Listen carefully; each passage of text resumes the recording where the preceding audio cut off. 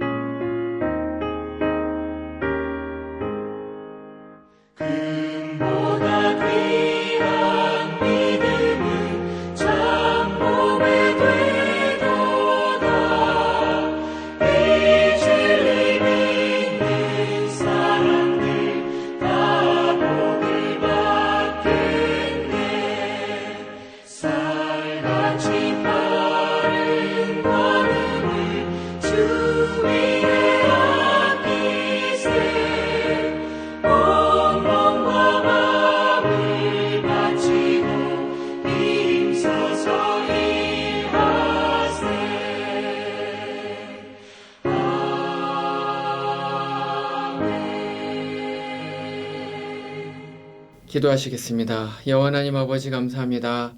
하나님 아버지께서 오늘도 우리에게 생명과 호흡을 허락하여 주셔서 우리가 이렇게 새벽 미명에 일어나서 무엇보다도 여호와 하나님 아버지 앞에 먼저 예배를 올려드림으로써 이렇게 하루를 시작할 수 있게 해주신 것 너무나도 큰 감사를 드립니다. 하나님, 이 시간이 정말 귀하고 복된 시간인 줄 믿습니다. 말씀과 기도 가운데에 여호와 하나님 아버지께서 성령으로 우리와 함께하여 주셔서 이 시간 우리의 마음 가운데 주 여호와 하나님 아버지를 높여드릴 수 있는 귀한 시간 될 수 있도록 우리와 함께하여 주시옵소서. 특별히 우리가 8월 한 달간 여러 가지를 위해서 함께 또 특별한 기도 제목으로 기도를 하고 있는 가운데에 하나님 힐링을 위한 또 그런 기도 우리가 함께 나누고 있습니다. 하나님, 오늘 특별히 금요 예배를 우리가 또 올려드리면서 특별 금요 모임을 마무리하는 시간을 갖습니다. 하나님 투게더라는 이름으로 또 이루어지게 되는 이 콘서트 가운데에 하나님 우리의 마음 가운데에 큰 주님의 그런 힐링이 있을 수 있게 하여 주시고 또 우리가 시대적 사명을 분별하며 여호와 하나님 아버지께 기도하며 또 주님 앞에 나아갈 수 있는 우리 모든 ANC 성도님들 되실 수 있도록 주님이 함께하여 주시옵소서. 감사하며 거룩하신 우리 주 예수님 이름으로 기도합니다. 아멘. 이 시간에는 우리에게 주신 하나님의 말씀 우리가 함께 찾아보겠습니다. 말씀은 창세기 14장 17절로 24절까지의 말씀입니다. 아브라함이 그돌라오멜과 그와 함께 한 왕들을 쳐부수고 돌아올 때에 소돔 왕이 사회 골짜기 곧 왕의 골짜기로 나와 그를 영접하였고 살렘 왕 멜기세덱이 떡과 포도주를 가지고 나왔으니 그는 지극히 높으신 하나님의 제사장이었더라. 그가 아브라함에게 축복하여 이르되 천지의 주제이시오 지극히 높으신 하나님이여 아브라함에게 복을 주옵소서. 너희 대적을 내 손에 붙이신 지극히 높으신 하나님을 찬송할지로다 하매 아브라함이 그 얻은 것에서 10분의 1을 멜기세덱에게 주었더라. 소돔 왕이 아브라함에게 이르되 사람은 내게 보내고 물품은 내가 가지라. 아브라함이 소돔 왕에게 이르되 천지의 주제이시오 지극히 높으신 하나님 여호와께 내가 손을 들어 맹세하노니 내 말이 내가 아브라함을 치부하게 하였다 할까 하여 내게 속한 것은 실한 오락이나 들매끈 한 가닥도 내가 가지지 아니하리라. 오직 젊은이들이 먹은 것과 나와 동행한 아넬과 에스골과 마므레의 분깃을 제할지니 그들이 그 분깃을 가질 것이니라. 아멘.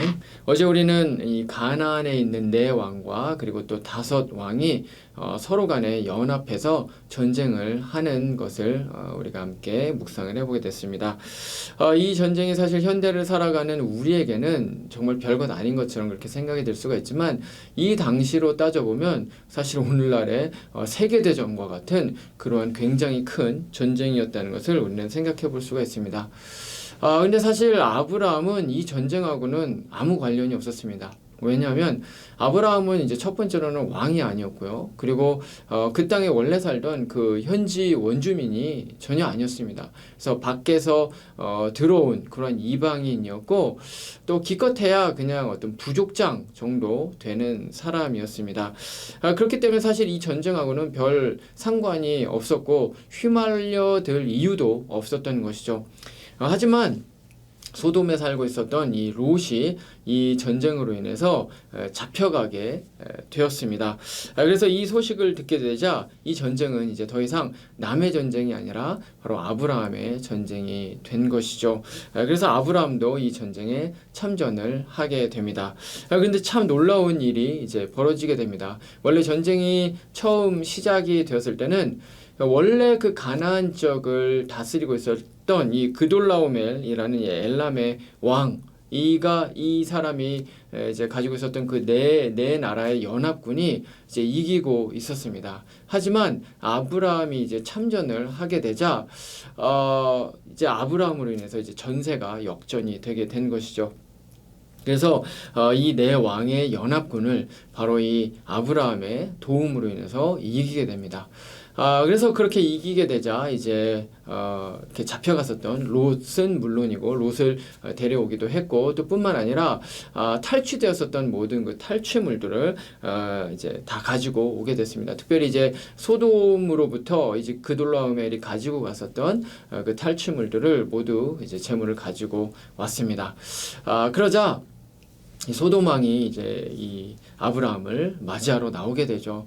뭐 당연했습니다. 왜냐하면 이 소돔 왕이 사실은 멸망을 당할 뻔했었는데 이 아브라함이 거의 좀 은인처럼 이렇게 나타나서 이 적군들을 이겨 주었기 때문입니다. 그래서 이 소돔 왕이 나와서 아브라함을 맞이하면서 이렇게 이야기를 합니다.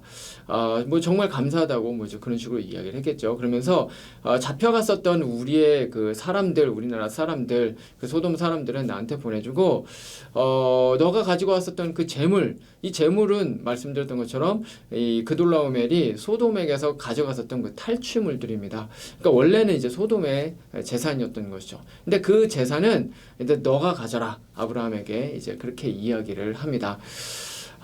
이것은 소돔 왕이 베풀었었던 그런 어떤 호의는 결코 아니었습니다. 왜냐하면 이 아브라함이 아니었다면 이 재산은 진작에도 이미 빼앗겼을 것이었고 또 뿐만 아니라 이 재산은 엄밀히 따지면 이 전리품이었기 때문에 그렇습니다. 이 전리품은 이 여행에 참전을 전쟁에 참전을 했었던 이제 그러한 사람들이 어떤 그 상급처럼 가져가는 것이 너무나도 당연한 것이었죠. 그렇기 때문에 아브라함과 그의 군사들이 수고를 했기 때문에 이 전리품들을 가져가는 것은 또 어떻게 보면 굉장히 당연한 것이었습니다. 근데 이렇게 소돔 왕이 이야기를 했는데 이것에 대해서 아브라함이 좀 약간 왜 그랬는지 알지 못하겠는 그런 의아한 그런 반응을 하는데 그것은 무엇이냐면 바로 그 전리품을 자신이 전혀 받지 않겠다는 것이었습니다. 왜 그랬을까요? 사실 받아도 원래 받는 것이 맞는 것이고 사실 자신들이 열심히 수고했고 목숨을 건 그런 어떤 값으로서 갖는 것이 너무나도 당연했습니다. 근데 그럼에도 불구하고 그것을 받지 않겠다고 하는 것은 도대체 어떤 이유였을까요? 그 이유를 이제 아브라함이 오늘의 말씀 23절에서 이렇게 이야기를 합니다. 내 말이 내가 아브라함으로 치부하게 하였다 할까 하여 내게 속한 것은 실한 오락이나 들매끈 한 가닥도 내가 가지지 아니하리라. 다시 말하면 이런 겁니다. 이제 이 소돔 왕이 이렇게 생각을 하고 또 돌아다니면서 이렇게 이야기도 할 수 있다는 것이죠. 이런 이야기입니다. 원래 그 아브라함이 별거 아닌 사람이었어. 그냥 부족장 정도 되는 별거 아닌 사람이었는데 내가 이렇게 우리 소돔에 많은 재산을 줘서 그 사람이 굉장히 부자가 됐어. 뭐 이제 이런 식으로 생각을 하고 또 다른 사람들한테도 또 이야기를 할 수가 있었는데 아브라함은 바로 이것을 굉장히 경계를 했었다는 것이죠. 근데 생각을 해보면 이게 또 뭐가 그렇게 큰 일일까 뭐 생각이 듭니다. 왜냐하면 뭐 그런 이야기를 좀 한다고 해도 어쨌건 받게 되는 것이 너무나도 크지 않습니까? 아마 소돔이 가지고 있었던 그 갖가지 아주 진귀한 그런 물품들, 특히 이 소돔과 이제 나중에 나오는 또 이제 고모라 뭐 이제 이런 곳은 굉장히 아주 비옥한 땅이었기 때문에 아마 잘 살았을 것 같은 이제 풍요로웠으리라고 생각이 되는 이제 그러한 땅이었습니다. 그러면 아마 갖가지 진귀한 금은 보화들이 값비싼 것들이 굉장히 많이 있었을 것입니다. 그러면 이것을 얻으면 사실 아브라함과 또 아브라함 가정에 있는 그 많은 사람들, 많은 뭐 하인들뿐만 아니라 자신의 많은 또 가정의 그런 가족들 굉장히 물질적으로 부유한 삶을 살 수가 있었을 것인데 도대체 왜 아브라함은 그러면 이것을 받지 않았을까요? 그 이유가 있습니다. 사실 굉장히 아브라함이 아주 확신을 가지고 있었던 그 세계관이 있었는데 그 세계관하고 완전히 충돌하는 것이 바로 이 소돔 왕의 그와 같은 생각이었기 때문에 그렇습니다. 그렇다면 아브라함은 어떤 세계관을 가지고 있었는가? 아브라함이 가지고 있었던 세계관은 바로 이것입니다. 자신이 가지고 있었던 모든 재산, 힘, 그리고 능력, 복, 이 모든 것들은 다른 어떤 사람이 아니라 바로 하나님, 그분 자신으로부터 온다는 것이었습니다. 다시 말하면 이 복의 근원은 철저히 하나님이시라는 바로 그러한 세계관이었다는 것이죠. 아브라함은 사실은 이 여행을 이제 떠나는 이 창세기 12장에 나와 있는 그때부터 바로 복을 쫓는 그러한 인생이었습니다. 12장 말씀을 우리가 이미 읽었기 때문에 묵상했기 때문에 너무나도 잘 아시리라고 생각이 듭니다. 아브라함에게 사실은 이 가나안으로의 여정은 굉장한 결단이었습니다. 왜냐하면 자신이 원래 살고 있었던 바로 그곳 갈대아 우르 거기는 본토 친척 아버지의 땅이었습니다. 그렇기 때문에 굉장히 익숙한 땅이었고요. 굉장히 안전한 땅이었고요. 그리고 굉장히 편안한 땅이었습니다. 그렇기 때문에 이곳을 떠나야 된다는 것은 사실 인생에 있어서는 굉장히 도박처럼 느껴질 수가 있었다는 것이죠. 그리고 하란을 거쳐서 가나안에 이르는 이 땅은 아브라함과 그 조상들이 사실 살아본 적이 없는 그런 곳이었습니다. 그렇기 때문에 위험할 수 있었고요. 또 불안할 수 있었고요. 그리고 또 불편할 수가 있었습니다. 하지만 사도행전 7장 말씀에 보면 이제 스데반이 설교를 하는 가운데 이 아브라함에 대한 설교를 하는 것이 나오는데 그 말씀을 보면 이 아브라함이 갈대아 우르에서 하나님을 먼저 만나게 되는 그 첫 순간에 하나님의 영광을 봤다고 이제 그렇게 이야기를 합니다. 어떤 식으로 영광이 나타났는지는 우리는 알 수가 없습니다. 그러나 아마 굉장히 대단한 그런 어떤 천지의 그런 어떤 주제로 지금 오늘의 말씀에서도 그렇게 고백을 하는 것처럼 천지의 주제로 이 천지의 주권자로서 아마 하나님께서 나타나신 것 같습니다. 그래서 그 하나님의 영광을 바라보는 가운데 하나님께서 창세기 12장에서 무엇이라고 첫 번째 말씀을 하십니까? 내가 너에게 복을 주겠다 라고 이제 그렇게 말씀을 하시죠.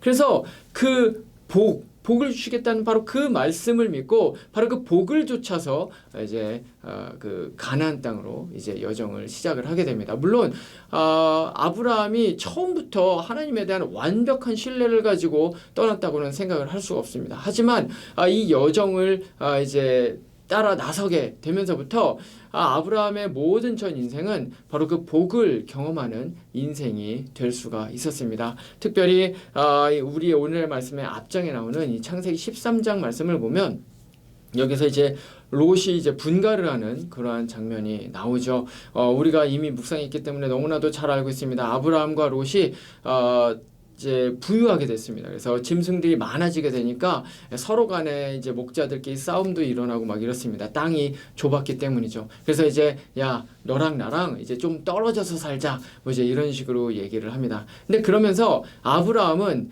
자신이 먼저 어떤 땅에 가서 살지를 선택을 할 수 있었음에도 불구하고 그 선택권을 먼저 롯에게 줍니다. 롯, 너가 가는 곳에 내가 반대 방향으로 가겠다. 이제 이런 식으로 이야기를 하죠. 그래서 롯이 이제 눈을 들어서 이제 봤더니 아주 물든 동산과 같았던 곳이 있었는데 거기가 바로 이 소돔과 고모라 지역이었습니다. 그래서 그곳으로 가죠. 이제 아브라함은 어디로 갑니까? 바로 헤브론으로 갑니다.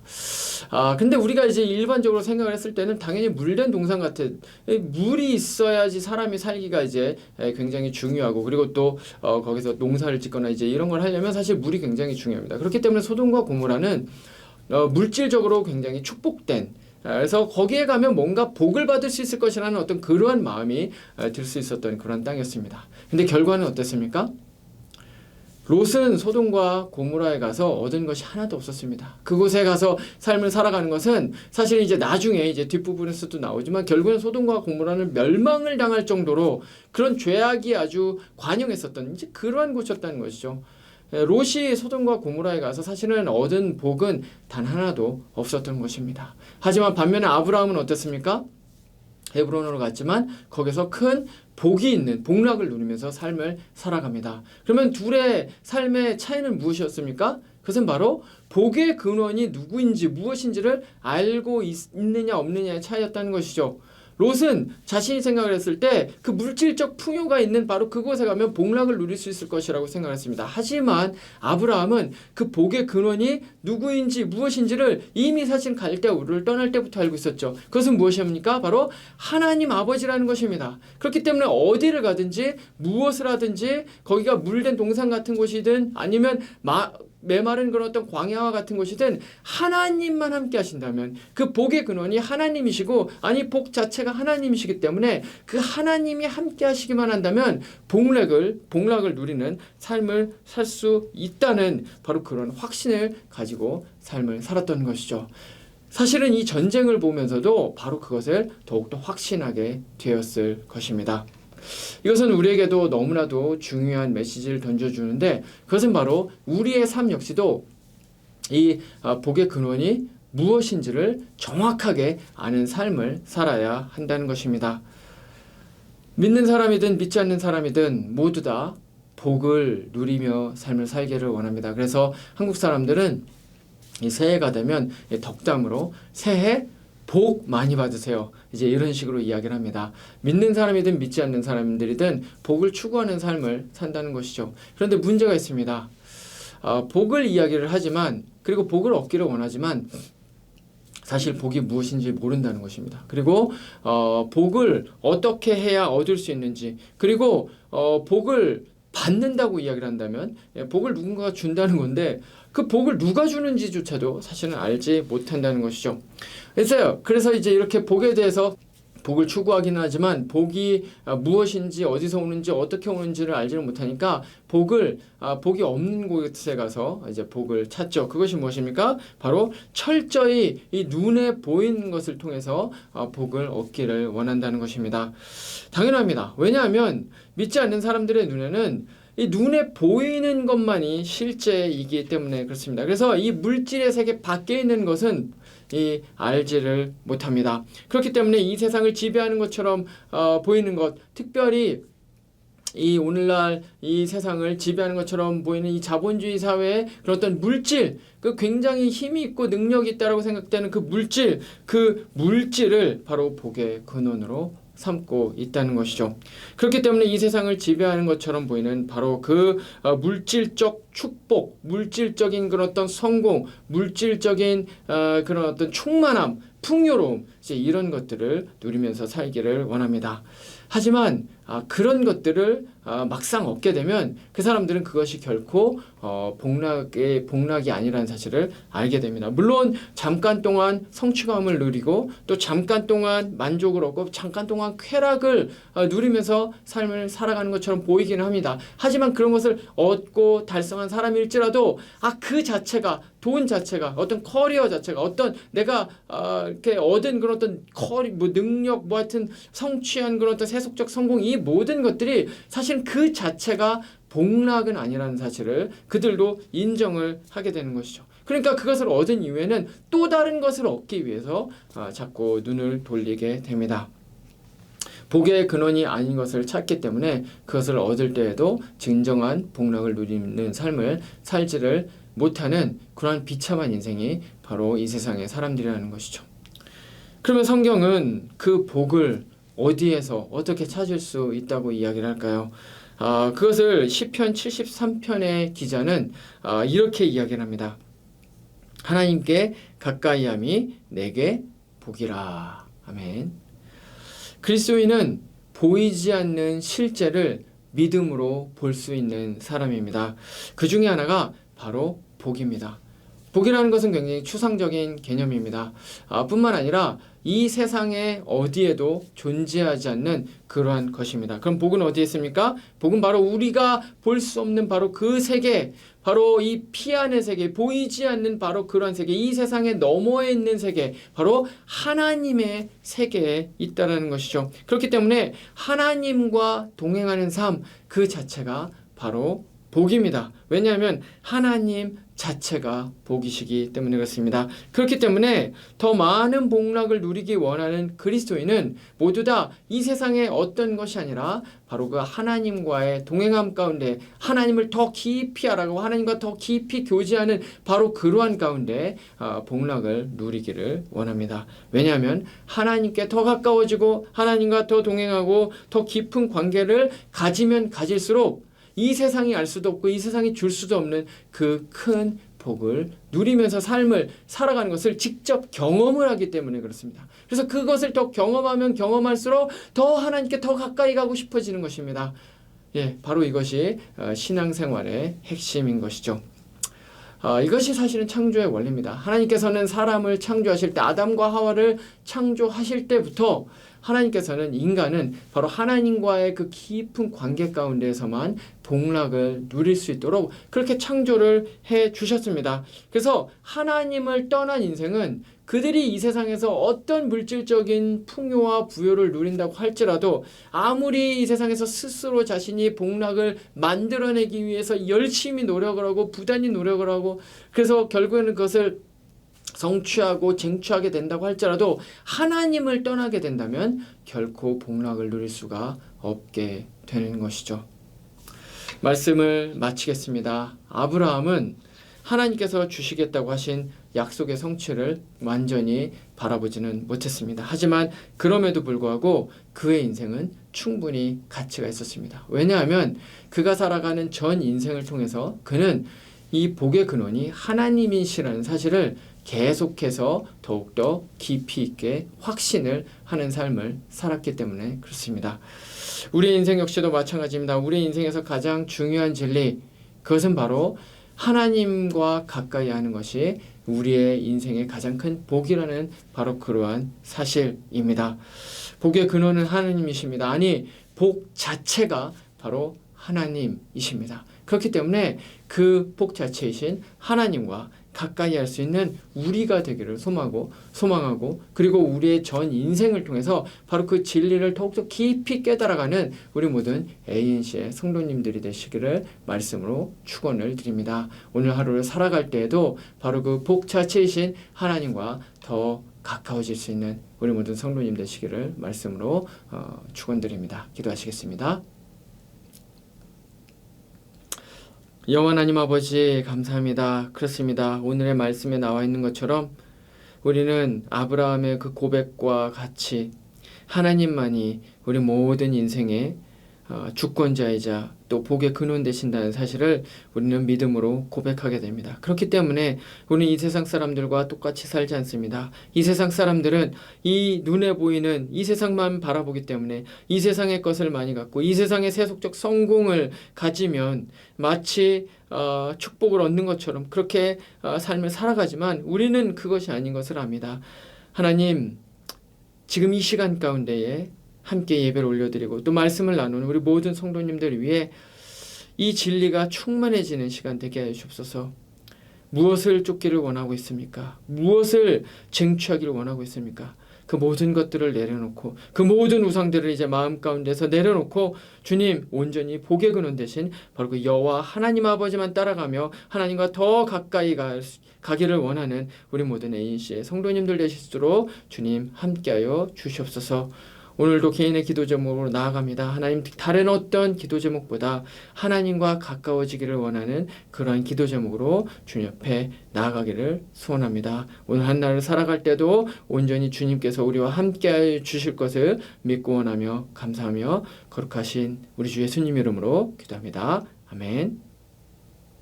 이제 개인의 기도 제목으로 기도하시겠습니다.